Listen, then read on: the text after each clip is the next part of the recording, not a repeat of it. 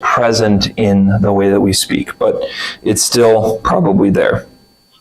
I think the Holy Spirit is the hardest to connect with on a human level, like for us, if you're trying to build a deeper connection with the Holy Spirit, because you know what a father is, you know what a son is. We can relate to those images more easily. What is the Holy Spirit? The image in the scriptures that he shows up a lot as is the dove. At times there's tongues of fire. One of my favorite mistranslations, but it's a fun one, in the book of Acts, when the Holy Spirit comes in chapter 2, is of the roaring wind, like a roaring wind fills the house where they are. I like to think of the Holy Spirit as a roaring spirit. Not like nice, gentle breeze and fluffy, but a bit more roaring wind. One of the things that I think actually really helped me understand the Holy Spirit better, I think one of the best descriptions of him shows up in The Shack. It's a book by, I forget who the author is, but it was hugely popular a while ago. And there are issues with it. It's not perfect, but one of the things that's really, really beautiful, one of the scenes that I think really communicates the working of the Holy Spirit and the relationship with the Holy Spirit is the main character one day goes into this garden that's overgrown with weeds. And the Holy Spirit in the book is named Sarayu and shows up. And so the man is weeding the garden for a while and trying to get rid of the weeds. And some of them have roots that are really deep. You ever had to weed a garden before? You know this struggle trying to actually get the whole root out because it'll grow back if you don't. And so he struggles on his own and he can't really pull the plants out.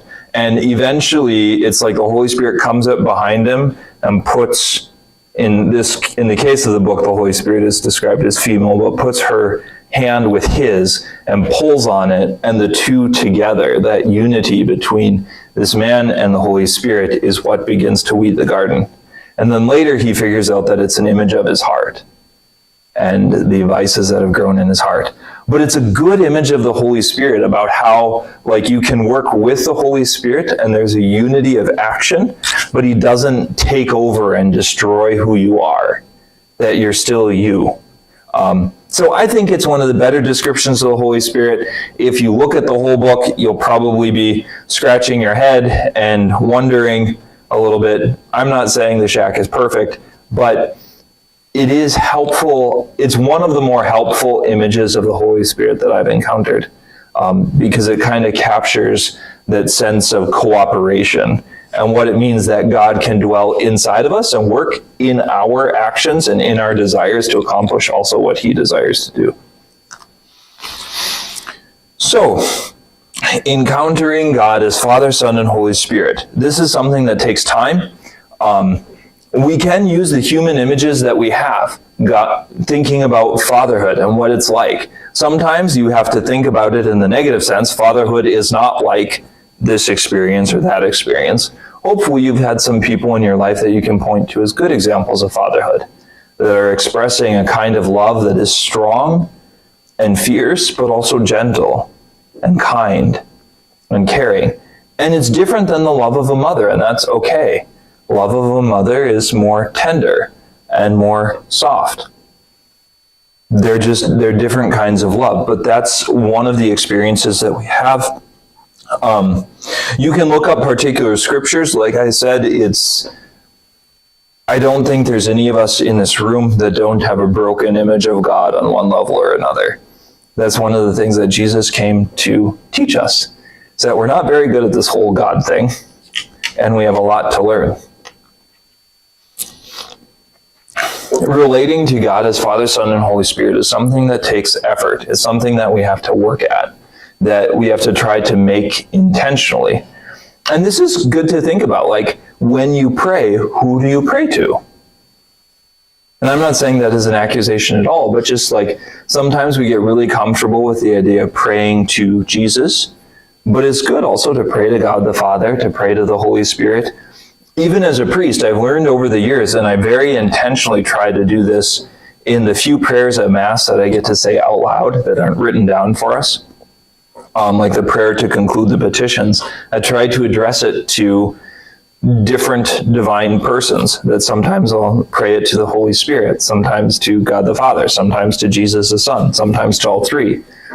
But that's intentional on my part, because we have to work at this relationship with the three divine persons. And it just takes effort. More and more, I've come to feel like the motto of the Christian life is discipline. Discipline, discipline, discipline, discipline. If you grab on and you stick with it, you will get where you're going. If you want to learn how to pray and you want to do it better, if you don't give up, you will become better at praying. If you want to overcome a sin or overcome problems in your life, excuse me, sorry. That's the sore throat reality.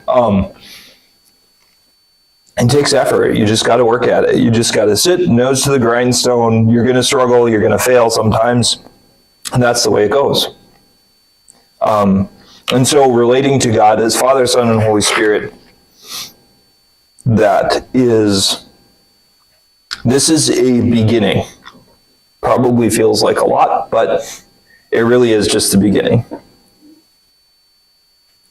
Anyone have questions right now? Maybe a better way to ask it, what doesn't make sense to you?